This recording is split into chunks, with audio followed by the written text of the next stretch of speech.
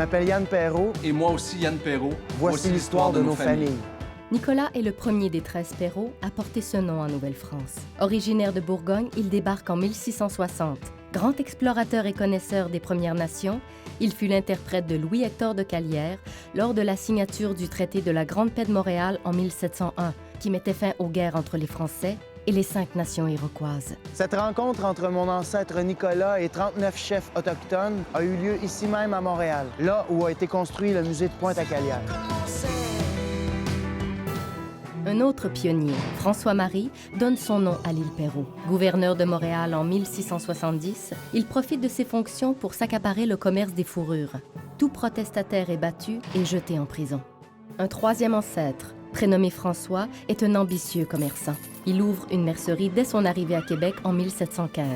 En moins de 20 ans, il possède, en plus de son magasin, des comptoirs à Trois-Rivières, aux Forges du Saint-Maurice et sa propre goélette. Son petit-fils est cher à mon cœur d'enseignant, car Joseph-François Perrault est connu chez nous pour être le père de l'éducation publique. Plusieurs écoles au pays, comme ici à Montréal, portent son nom.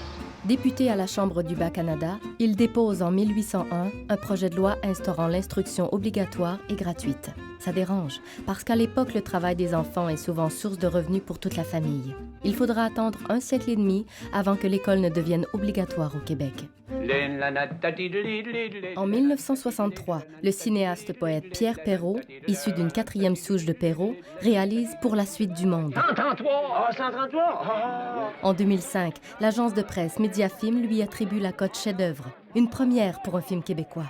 Voilà, c'était l'histoire des Perrault.